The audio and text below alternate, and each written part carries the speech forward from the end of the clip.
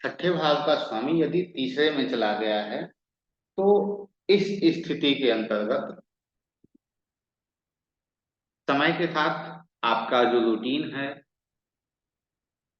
आपकी नौकरी, ये सब क्या होगा, इंक्रीज होगा, बेहतर होगा, एक ग्रो करेगा, एक ग्रोथ को एक टच करेंगे, आगे बढ़ेंगे। 3, 6, 10 और 11, इसलिए जैसे इन भावों के अंतर्गत यदि कोई त्रिशराय भी आकर बैठ जाए तो उसे कोई ज्यादा नुकसान वो नहीं देता है। त्रिशराय भी आकर बैठ जाए तो वो कोई ज्यादा नुकसान नहीं देता है। त्रिक भाव जैसे हैं, जैसे 6, 8, 12 हैं, ये हमारे वैदिक ज्योतिष के अंतर्गत कहें कहा जाए तो ये बदनाम है कि भाई ये बहुत कष्ट देते हैं, 2, 6, 8, 12। परंतु ये तो ऐसे ही बदनाम है। कष्ट जो देता है वो तीसरा देता है, 3, 6 और 11।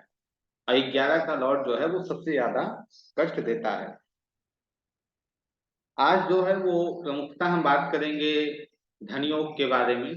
धनयोग को कैसे हम देखते हैं, धनयोग कैसे काम करता है, इस पे आज चर्चा रहेगी। उससे पहले त्रिशराय जो है वो आशा है आप लोगों को अच्छे से क्लियर हो गया होगा। एक दो कुंडली पे इसे हम लगा के देख लेते हैं। एक कुंडली बनाइए, तुला लगने की एक कुंडली बनाइए।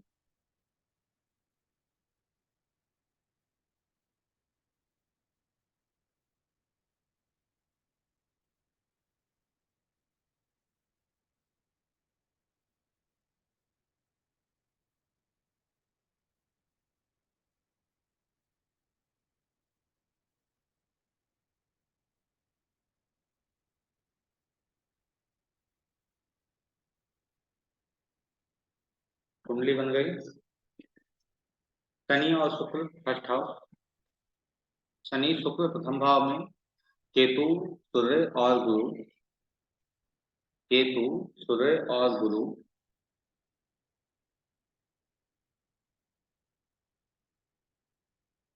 दूसरे भाव में, सूर्य और बुध तीसरे भाव में, केतु सूर्य और गुरु दूसरे भाव में, चंद्रमा और बुध दूसरे भाव में, राहु 8वें भाव में, मंगल 12वें भाव में।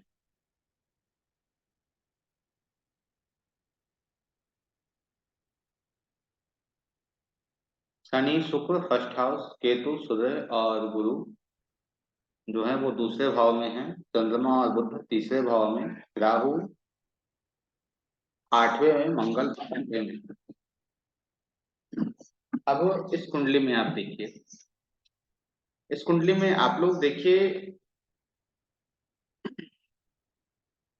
जब भी इस कुंडली के अंतर्गत सूर्य की महादशा आएगी, सूर्य की महादशा आएगी तो इस जातक का जीवन कैसा रहेगा। सूर्य कहाँ का लॉर्ड है, 11वें भाव का लॉर्ड है। 11वें भाव का लॉर्ड है, बैठा है कहाँ, दूसरे भाव में बैठा है। साथ में केतु भी रिफ्लेक्ट कर रहे हैं, और उसके साथ ही जो गुरु बैठे हैं, जैसे हम फंक्शनली लेते हैं ना कि फंक्शनली गुरु अच्छे हैं या क्या खराब है, नेचुरली तो बहुत अच्छे गुरु हैं, परंतु फंक्शनली इस कुंडली में त्रिशराय हैं और वो गुरु के सूर्य के साथ बैठे हैं। तो इस स्थिति में इस जातक का जो जीवन है, जब सूर्य की महादशा आएगी तो पूरी तरह इस जातक को जीरो तक पहुंचा देगा। कहाँ पहुंचा देगा, धन और परिवार में, धन और परिवार में। दूसरा भाव धन है, दूसरा भाव परिवार है, परंतु वहां केतु भी आ रहा है, तो सूर्य की जब दशा आएगी तो केतु भी अपना रिजल्ट केतु सूर्य के साथ शेयर करेगा। इस स्थिति में यह अपने परिवार से अलग भी हो सकता है, क्योंकि केतु क्या है, सेपरेशन कराता है, अलग कराता है, अपने घर वालों से, अपने परिवार वालों से क्या करता है, अलग करा देता है। जहां भी केतु बैठा है, तो ऐसा बहुत सी कुंडली में आपने देखा होगा, जब केतु 7वें भाव में बैठा है तो समस्या उस व्यक्ति के जीवन में क्रिएट होती है। और यदि उसे यूटिलाइज या ठीक ना किया जाए तो जब केतु से संबंधित ग्रहों की दशा आती है तो वो उस जातक के तलाक तक बातें पहुंचा देता है। तो ऐसे ही इस कुंडली में केतु दूसरे भाव में बैठे हैं और सूर्य की दशा चली है तो यह जातक को फैमिली से अलग करने तक लेकर चला गया। भगवत कृपा रही, यह जातक अपने फैमिली से अलग नहीं हो पाया। तो त्रिषणाय जो है वो इस प्रकार रिजल्ट देते हैं किसी भी कुंडली के अंतर्गत। एक दूसरी कुंडली बनाइए कर्क कर्क लग्न की। कर्क लग्न की एक दूसरी कुंडली बनाइए। इस कुंडली के बाद हम सीधा धन भाव इन सब चीजों पे चले गए।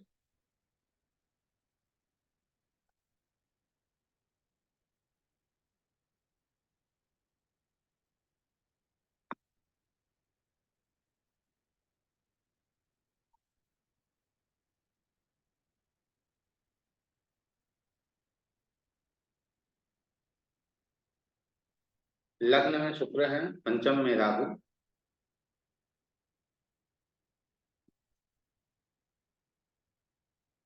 लग्न में शुक्र है, पंचम में राहु,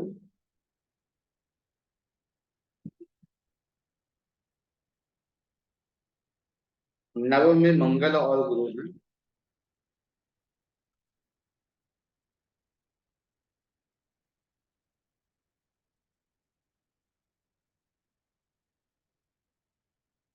एकादश में सूर्य, चंद्रमा, बुध और केतु। सूर्य, चंद्रमा, बुध और केतु। अब इस कुंडली में आप लोग देखिए, पहले आप लोग याद निकालिए इस कुंडली में त्रिखड़ाएं कौन कौन से हैं और 2, 8 और 12 के जो ग्रह हैं वो किस स्थिति में है। इसके बाद हम धन योग पे बात करेंगे। 2, 8, 12 के जो ग्रह हैं वो किस स्थिति में हैं और त्रिखड़ाएं कौन हैं।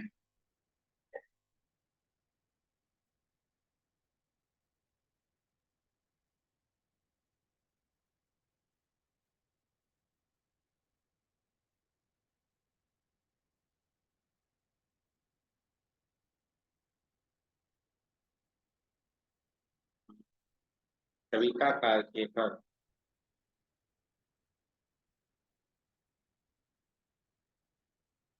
शनि इसमें त्रिखड़ाएं हैं, कैसे एक्सप्लेन कीजिए, मैं आपको अनुरोध करता हूँ।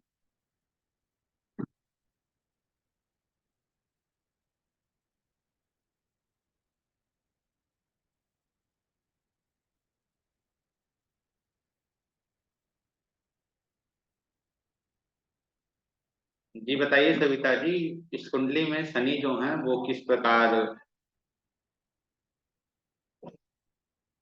शनि कहाँ है। शनि को 11th में लिख लीजिए आप। ठीक है।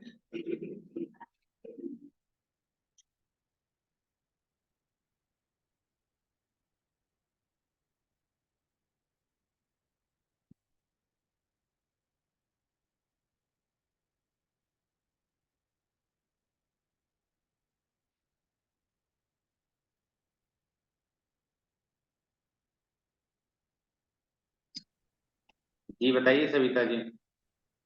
सर शनि 11th भाव में है, वो त्रिशड़ा या नहीं है, वो केंद्र का ये, स्वामी है सर। ठीक है। 7th हाउस और का स्वामी, केंद्र का स्वामी 11th हाउस में बैठा है सर। ठीक है, आप मुझे यह बताएं इसमें कुछ कुंडली में त्रिषणाएं कौन कौन से हैं। हाँ त्रिशड़ा सर गुरु है और गुरु है सर। त्रिशड़ा त्रिषणाएं है, सिर्फ गुरु है ना। हाँ सर। और शुक्र क्या है, बुध क्या है। शुक्र, तो हाँ शुक्र और बुध भी त्रिशड़ा है सर। अब देखिए क्या, 2, 8 और 12, दूसरा भाव, 8वां भाव और 12वां भाव के जो स्वामी हैं उनकी इस कुंडली में स्थिति क्या है वो आप देख कर बताइए। आप रुक जाइए, आप रुक जाइए, ये सुनिए। Redmi 5G। आप बताइएगा हमें, 2, 8 और 12 के जो लॉर्ड हैं उनकी क्या स्थिति है इस कुंडली में? बताइए।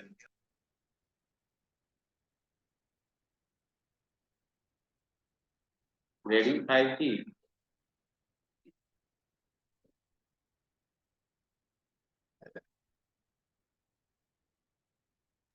जी गुरुजी, आ रहा है गुरुजी। तो 8 और 12 के जो लॉर्ड हैं वो इस कुंडली में कैसे स्थिति में है, अच्छी स्थिति में है या बुरी स्थिति में है, बताइए। 2, 8, 12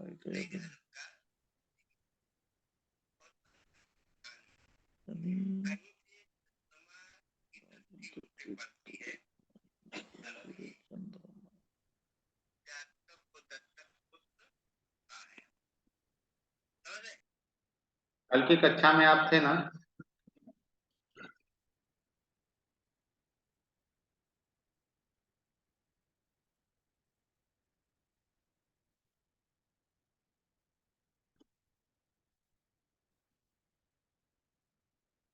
ठीक है।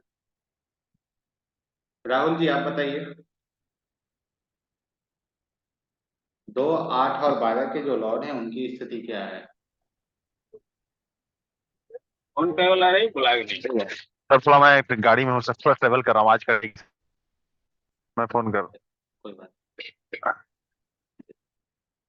तो इस कुंडली में देखिए 2, 8 और 12 के जो लॉर्ड हैं वो कौन है? सूर्य हैं, बुध हैं और शनि है। शनि 11th हाउस में है। विक्रम जी बताइए। ठीक है।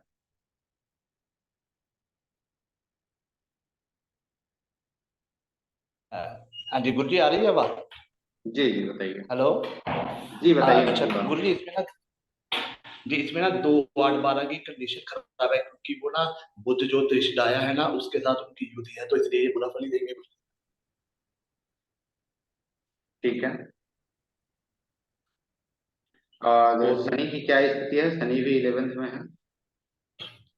गुरुजी, तो शनि भी तो त्रिशदाया के साथ ही युक्त है ना, तो वो भी तो बुरे परिणाम ही देगा।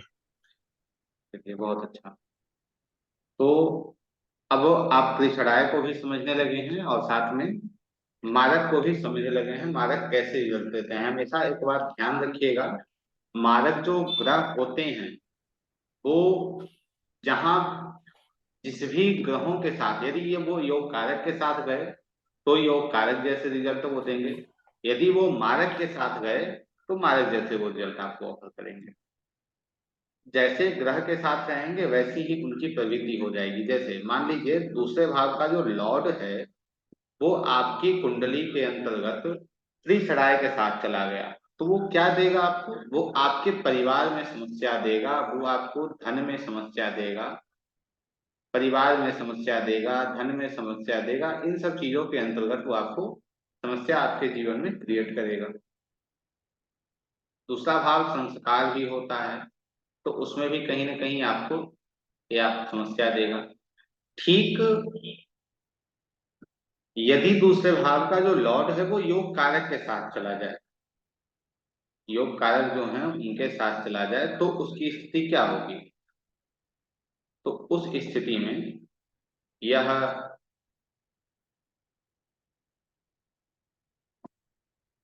त्रिषडाय जो हैं, यदि त्रिषडाय के साथ नहीं योग कारक के साथ आ जाएंगे तो उनकी जो स्थिति है वो बहुत बेहतर हो जाएगी। कैसे हो जाएगी? क्योंकि वो गए किसके साथ? योग का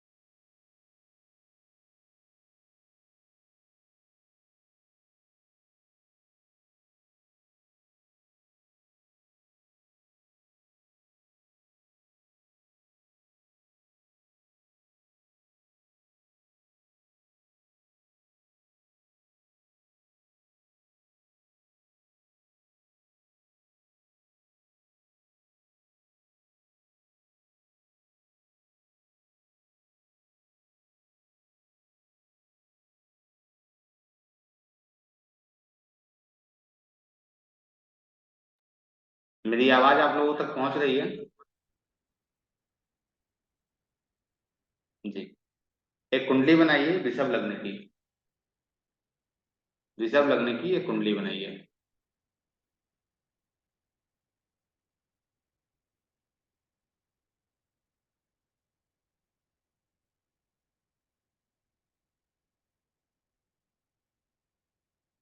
राहु लग्न में है।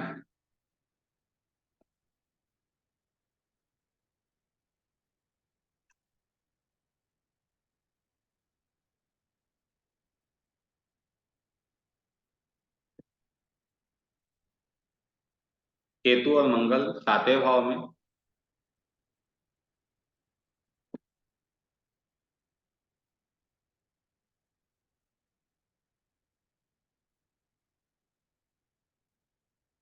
बुध गुरु और शुक्र 8वें में है। बुध गुरु और शुक्र 8वें भाव में है। सूर्य और चंद्रमा 9वें भाव में है।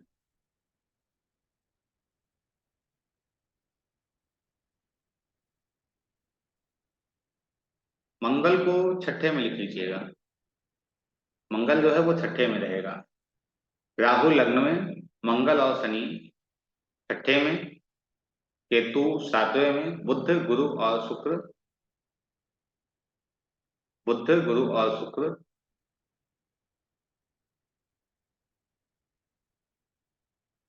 8वें में, सूर्य और चंद्रमा 9वें में। इस जातक की जो दशा चली है, महादशा जो चली है वो गुरु की चली है। अंतरदशा जो है वो शनि की चल रही है वर्तमान में, ये चार्ट कल ही आया था। इस कुंडली में त्रिषणाय ग्रह कौन है?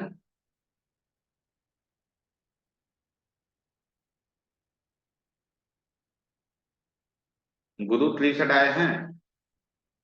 गुरु 12वें भाव 11वें भाव के स्वामी हैं। 12वीं राशि जो गुरु की है वो 11वें भाव में जा रही है। तो इस स्थिति में गुरु त्रिषणाय है।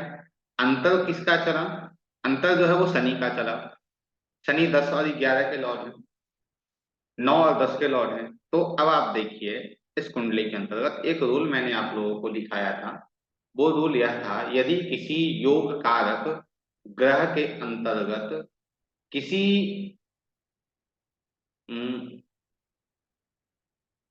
किसी त्रिषणाय के अंदर यदि कोई योग कारक आता है तो एक समस्या उत्पन्न करता है, और ये बहुत बड़ी समस्या आपको देता है। जैसे योग कारक राजा है, त्रिषणाय जो है वो एक चोर रख लीजिए, तो चोर की महादशा चल रही है और अंतरदशा में राजा आ गया। वो राजा किसी के सामने झुकने वाला है नहीं, और उसे डोमिनेट होना पड़ रहा है किसके सामने? त्रिषणाय के सामने, जो चोर है उसके सामने। तो इस स्थिति में यह समस्या उत्पन्न इस कुंडली के अंतर्गत हो रही है। अब एक प्रश्न आप लोगों का आ सकता है कि इस कुंडली में गुरु की जो मूल त्रिकोण राशि है वो 8वें भाव में है, जिसके कारण वह पूर्णतः त्रिषणाय नहीं है। परंतु अब शुक्र पे दृष्टि डालिए। शुक्र जो है वो कहाँ है? शुक्र 7वें छठे का लॉर्ड है और लग्न लॉर्ड है। परंतु शुक्र कहाँ गया? 8वें में गया, गुरु के साथ में गया।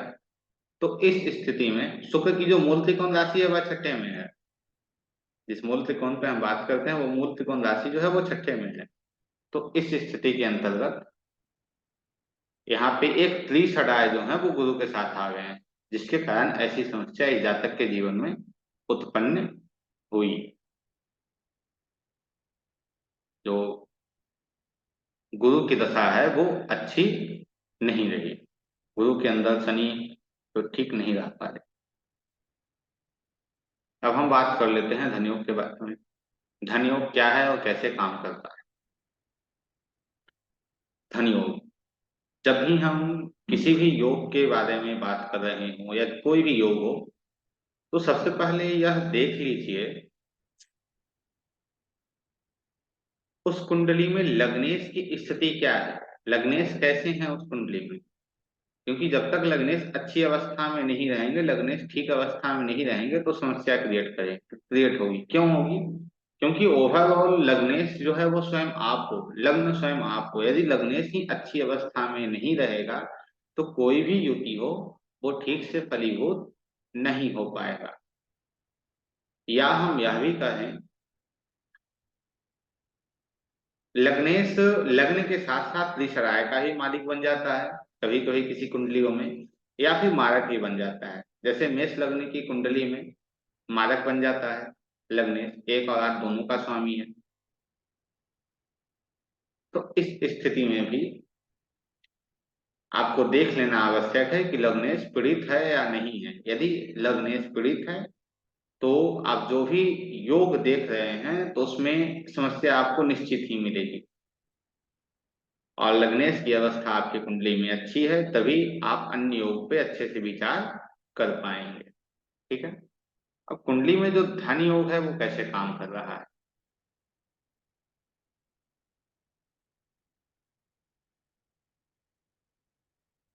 धन योग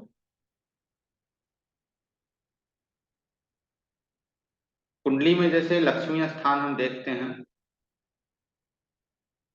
लक्ष्मी स्थान कौन कौन से हैं? 5 और 9, जिसे हम त्रिकोण भी कहते हैं, ये लक्ष्मी स्थान है। ठीक वैसे ही कुंडली में धन स्थान भी होते हैं, दूसरा होता है और 11वां होता है। ये दोनों क्या है? धन स्थान है। ये दोनों क्या है? धन देने वाले हैं, अर्थात धन देने वाले भाव हैं। तो हम एक शेप में यदि हम इन्हें लेके आते हैं तो क्या होगा? दूसरा, 5वां, 9वां और 11वां, 2, 5, 9, 11, ये जो भाव होते हैं वो धन देने वाले होते हैं या फिर धन देने के कारक होते हैं। योग, यहाँ हम धन योग की बात करें तो धन देने वाले भाव मिल गए। योग, योग अर्थात दो ग्रह यदि किसी भी कुंडली के अंतर्गत किसी भी भाव में बैठे हों उसे हम योग कहते हैं। परंतु जो धन योग पे अभी हम बात कर रहे हैं वो सिर्फ सिंगल, एक अकेले ग्रह वो योग को बना रहा होता है।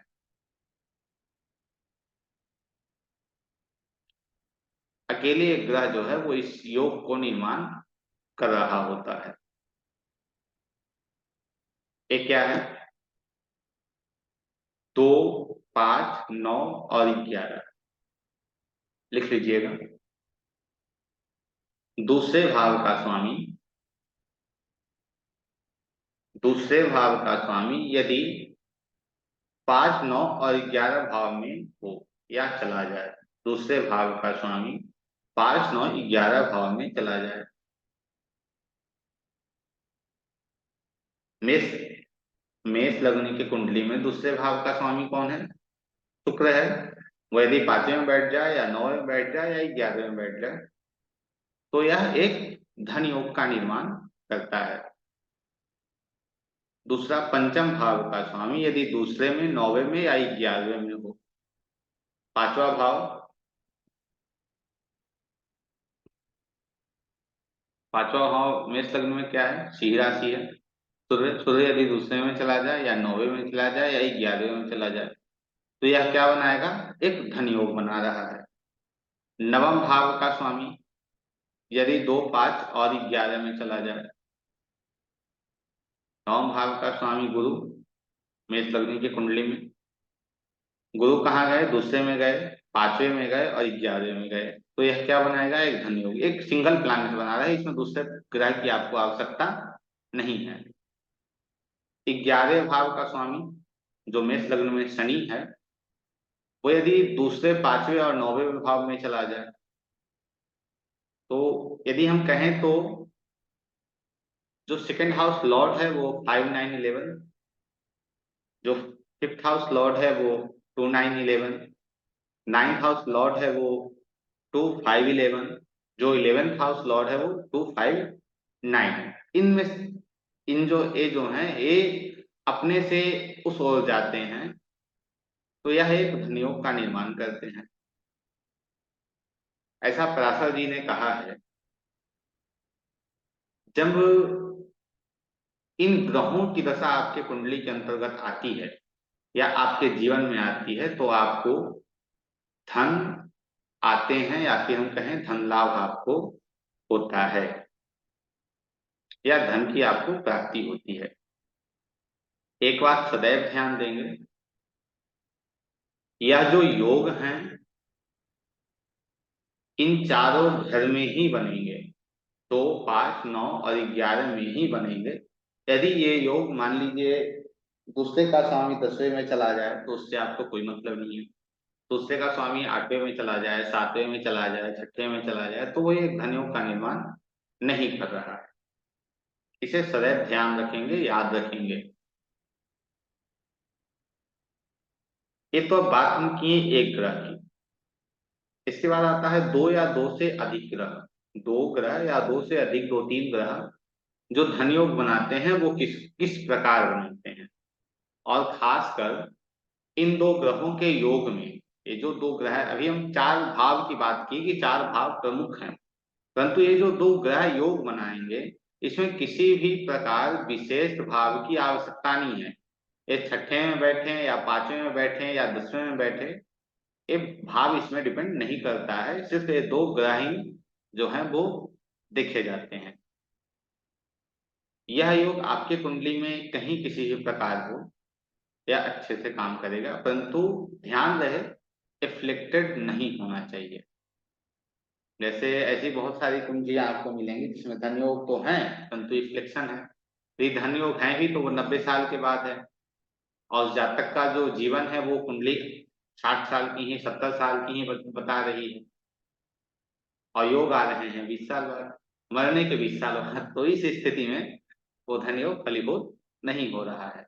धन योग या कोई भी योग हो जिसपे हम बार बार बोलते हैं कि सबसे पहला उसकी जो दशा है वो आपके समय के अनुसार आ जाए तो बहुत अच्छा आपके लिए।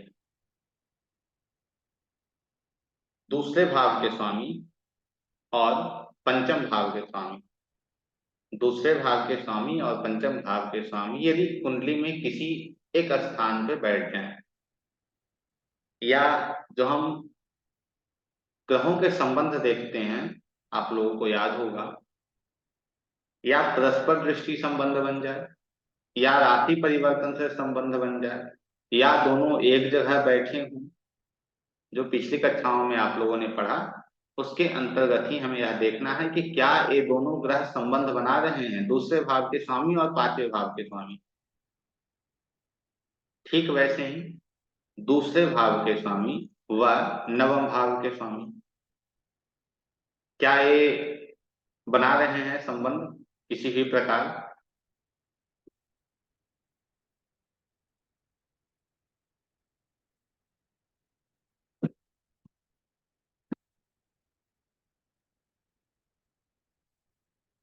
अब दूसरे भाव के स्वामी और उनके साथ में कौन आएंगे, एकादश भाव के स्वामी।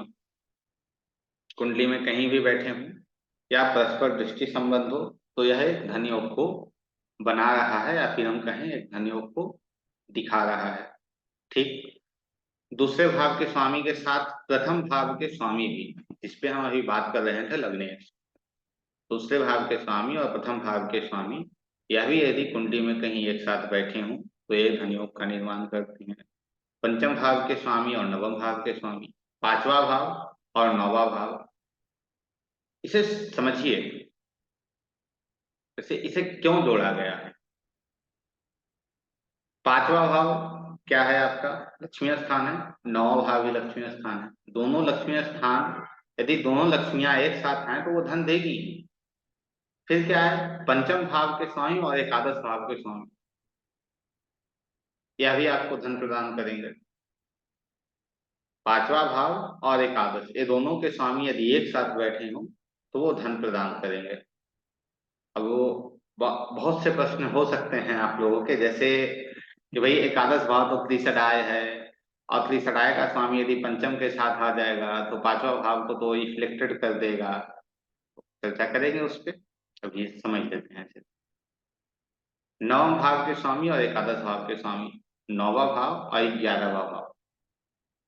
11वां भाव क्यों आ रहे थे, 11वां भाव क्या है, हमारी इच्छा पूर्ति का भाव है। नवम भाव का स्वामी और एकादश भाव का स्वामी यदि कुंडली में किसी प्रकार संबंध बना रहे हो तो यह एक धन योग बनता है। नवम भाव के स्वामी और दूसरे या द्वितीय भाव के स्वामी, नौवा भाव और दूसरे भाव के स्वामी यदि साथ में हो तो धन योग का निर्माण करते हैं। एकादश भाव के स्वामी व प्रथम भाव के स्वामी यह भी एक साथ बैठे हों कुंडली में तो क्या करते हैं, एक धन योग का निर्माण करते हैं। कितने सारे धन योग हो गए, इधर 9 हो गए और उधर कितने हैं, एक 4 हो गए, 13 धन योग आपको मिल गए हैं। अब 13 धन योग को मिलाकर आप देखो कितने धन योग आपकी कुंडली के अंतर्गत मौजूद हैं। कुछ प्रश्न जो हैं वो आ सकते हैं आप लोगों के अंतर्गत, जैसे कोई एक ही ग्रह यदि आपकी कुंडली के अंतर्गत इन 2 भावों का स्वामी बन जाए तो वह एक धन योग का निर्माण नहीं होगा। यहाँ 2 ग्रहों के योग की बात हो रही है, इसे सदैव ध्यान रखिएगा। जैसे वृश्चिक लग्न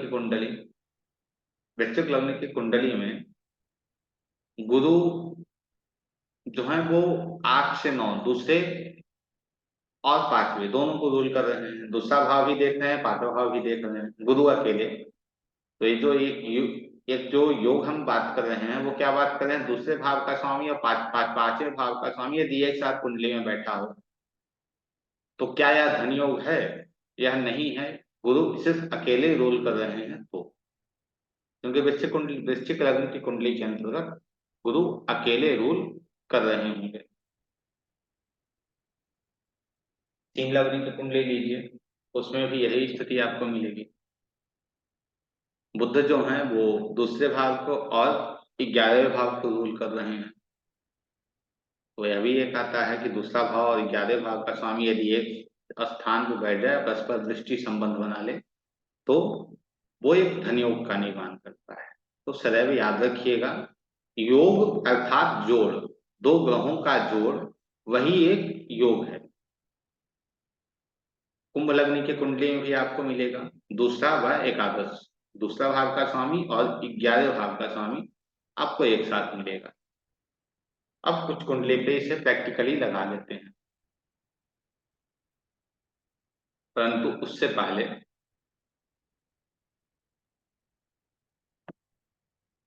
सबसे धनी या सबसे धनी इस युग में या इस पृथ्वी पे सबसे धनी किन्हें कहा जाता है, कौन है सबसे धनी, बताइए।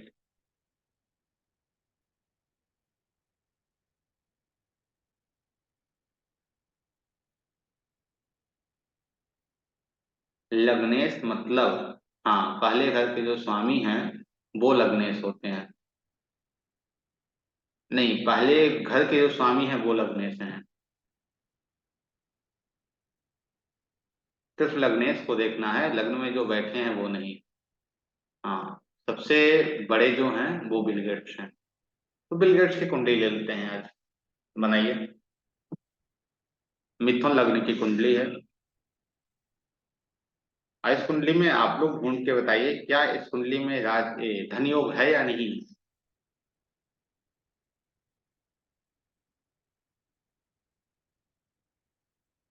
मिथुन लग्न की कुंडली है,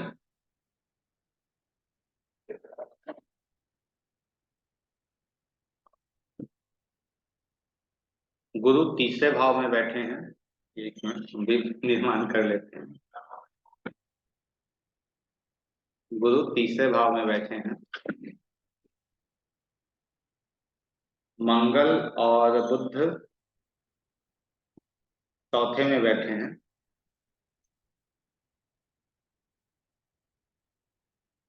शुक्र और शनि 5वें में बैठे हैं,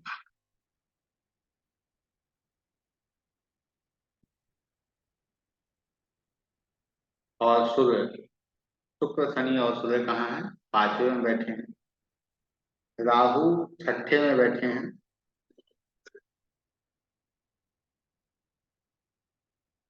चंद्रमा 10वें भाव में बैठे हैं,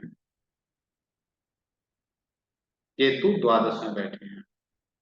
अब इस कुंडली में आप लोग हमें बताएंगे, क्योंकि आप हैंड राइट कीजिए, मैं उन्हें अनम्यूट कर दूंगा, कितने धनयोग इस कुंडली में मौजूद हैं, क्योंकि इस पृथ्वी के सबसे बड़े व्यक्ति की कुंडली है यार, तो धनयोग तो मिलने चाहिए और निश्चित रूप में मिलने चाहिए।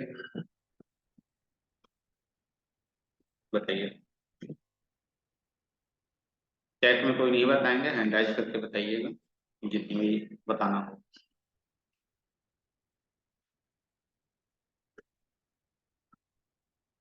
ढूंढिए कितने योग हैं इस कुंडली के अंतर्गत।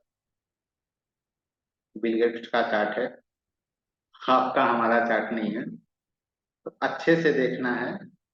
यह जो कुंडली है वो कितने धन योग को लेकर बैठा है।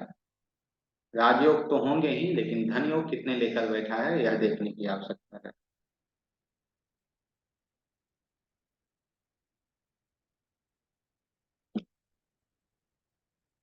शुक्र और शनि, ठीक है।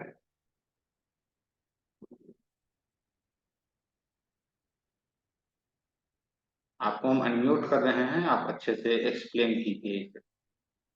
1 मिनट का समय देंगे।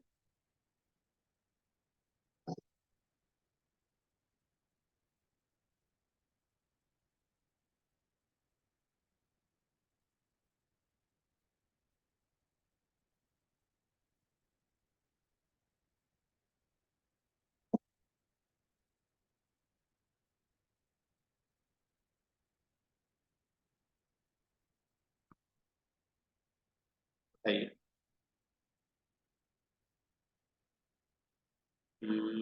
सविता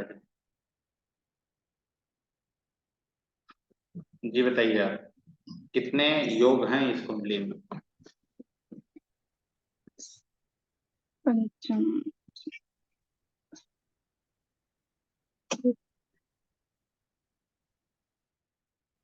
एक 9 भाव का सर, पंचम भाव का स्वामी, लक्ष्मी स्थान का चलिए, स्वामी पंचम में बैठा है। ठीक है, 9वें भाव का स्वामी 5वें भाव में बैठ गया। और बताइए। और मंगल, गुरु, गुरु त्रिशला, 2, 5, 9, 11।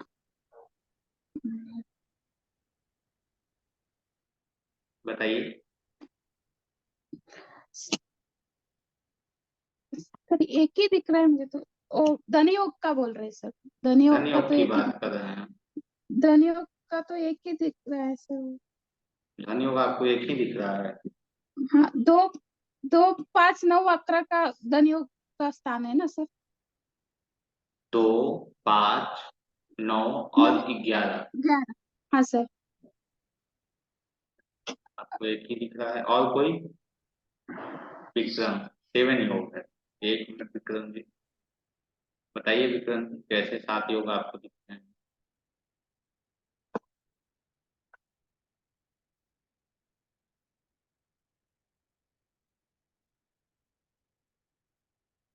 बताइए, मैंने आपको अनम्यूट कर हाँ जी गुरु जी, आवाज आ रही है। दिया।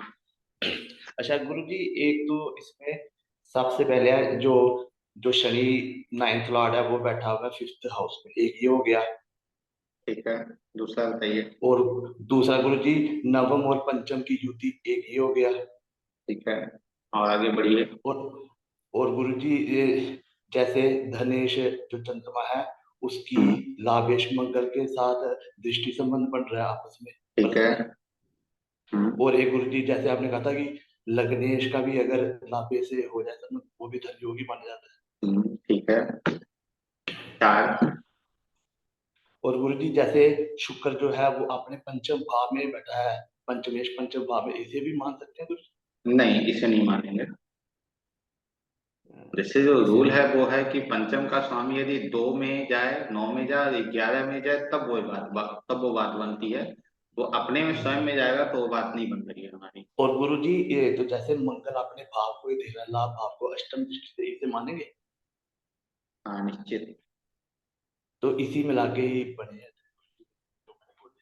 अष्टम भाव को मंगल नहीं देख रहा है, बस मंगल नहीं को देख रहा है, नहीं, उसे नहीं मानेंगे हम। एकादश भाव को अष्टम दृष्टि से, एकादश भाव को अष्टम दृष्टि से। जैसे मंगल मंगल एकादश, मंगल जो है वो एकादश का स्वामी होकर और वो चंद्रमा के अपने साथ भाव जुड़ा में, हुआ है, चंद्रमा के साथ दृष्टि संबंध बना रहा है। एक तो तो ये भी हो गया ना गुरु जी। हम्म, एक तो ये मैंने बोला, एक मैंने कहा कि जो मंगल की 8वीं दृष्टि पड़ती है अपने ही भाव में, 11वें भाव नहीं में, उसकी नहीं अपनी, नहीं, वो नहीं मानना। याद रखिए, अभी कुछ देर पहले एक हम दिखाए थे आपको और मैंने कहा था उस पर ध्यान देने वाली बातें है। ध्यान देना क्या है, ये जो चार योग है, पांचवे का, आवाज नहीं आ रही है हमारी, आवाज आ आनी रही चाहिए है। जी। अ, 2, 5, 9 और 11, ये चार भाव के जो संबंध हैं वो उसी भाव में होने चाहिए, तो वो एक राजयोग का धन योग का निर्माण कर रहा है। अन्यथा वो किसी भाव में, जैसा आप बता रहे हो कि मंगल जो है वो चौथे में बैठा है, अपनी 8वीं दृष्टि से एकादश को देख रहा है, तो इस स्थिति में यह योग नहीं बनेगा। क्योंकि यदि मंगल एकादश में बैठा होता तब तो भी नहीं बन पाता, क्योंकि वो एकादश का ही लॉर्ड है। लेकिन यदि दूसरे का स्वामी होकर चंद्रमा जो है वो दशम में बैठा है, वो एकादश में चला जाता, तो एक योग का निर्माण इस कुंडली में कर रहा होता। तो टोटल जो 5 योग के निर्माण इनके कुंडली के अंतर्गत हो रहे हैं। ठीक तो है आप गुरु जी। 5 योग, और एक बहुत बड़ी बात है इनके कुंडली में, इनके कुंडली में जब आप देखेंगे ना तो आपको एक चीज और मिलेगी, इनकी जो दशा आई है, जी बचपन से जो इनकी दशा चली है वो ठीक वैसी ही चल रही है। जैसे कौन कौन बना रहा है योग, देखिए, शुक्र बना रहा है, शनि बना जी रहा है, जी गुरु चंद्रमा, जी। मंगल और बुध, ये 5 ही ग्रह जो हैं वो योग बना रहे हैं। चंद्रमा के बाद दशा किसका आएगा, मंगल का। मंगल मंगल का। के बाद दशा किसकी आएगी, राहु राहु की। की। राहु के बाद गुरु, गुरु के बाद फिर शनि, गुरु की। फिर शनि आ जी गए। जी। शनि के जी बाद फिर गुरु इन्हें बुध का मिल गया, बुध के बाद फिर इन्हें केतु, केतु के बाद फिर शुक्र का मिल गया। जी। तो इनके कुंडली में जैसे एक क्या एक्सप्लेन करना चाह रहा है, ये यही बताना चाह रहा है यह कुंडली, कि कोई भी योग हो, जब तक उसकी दशा आपके जीवन में नहीं आती है, आपकी कुंडली में नहीं आती है, तो वो निरर्थक बैठा है, उसका फिर कोई मोल नहीं है आपके कुंडली के अंतर्गत, फिर वो ऐसे ही है, वो आपका कुछ नहीं कर सकता है आपके जीवन में। जी। एक कुंडली और लेते हैं उसके बाद, एक मिनट।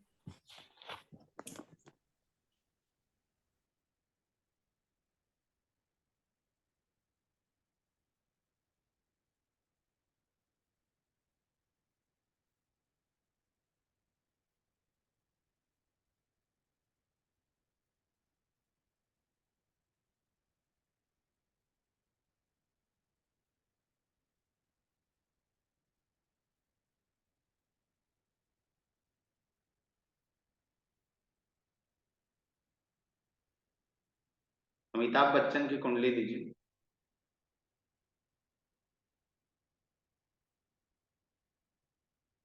ये आपके स्क्रीन पे आपको दिखेगी, देखिए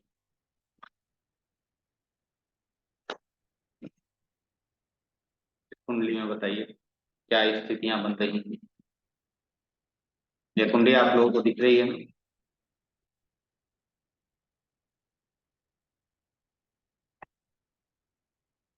धन योग बताइए आप लोग, ये जो धन योग, जो 13 धन योग हैं वो क्या फलीभूत हो रहे हैं इस कुंडली में, आपको कहीं दिख रहा है, बताइए देखकर। क्योंकि पैसे तो इनके पास भी हैं, पैसे आए वो देखें हम।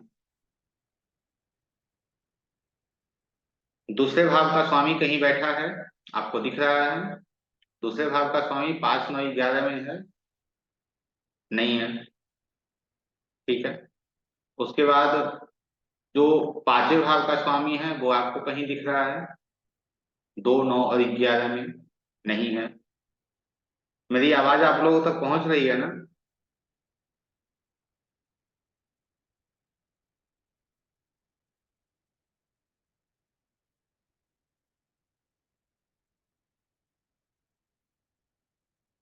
सविता जी सिर्फ आपकी ही नहीं आ रही है, आप ही बार बार बता रहे हो कि मेरी आवाज आप लोगों तक नहीं पहुंच पा रही है, नहीं तो सभी तक मेरी आवाज बिल्कुल अच्छे से पहुंच पा रही है।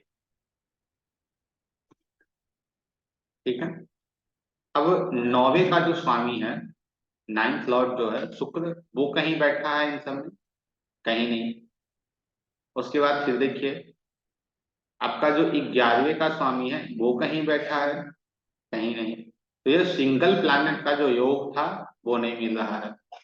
अब दूसरा देखिए, दूसरे का स्वामी कहीं बैठा है 5, 9 और 11 के साथ में। दूसरे का स्वामी गुरु आपको कहीं बैठा दिख रहा है? किसी प्रकार संबंध दिख रहा है? लग्नेश का भी संबंध आपको दिख रहा है?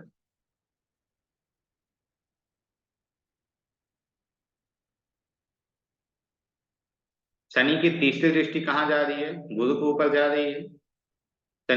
शनि जो है वो गुरु पे संबंध दे रहे हैं, अपना बना रहे हैं।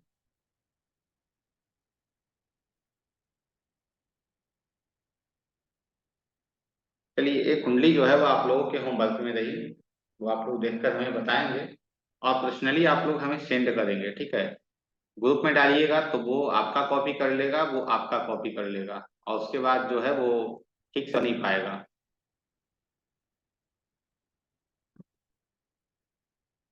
ठीक है, वो ठीक से बन नहीं पाएगा। इसलिए आप लोग सभी इस कुंडली को बनाकर और उसके बाद आप शेयर करेंगे हमें, क्या इसमें कितने धन योग हैं, कितने राजयोग हैं। कल कल शनिवार है, कल जो है आपका वास्तु का क्लास रहेगा। आज के क्लास संबंधित आप लोगों का कोई प्रश्न है तो आप पूछ सकते हैं।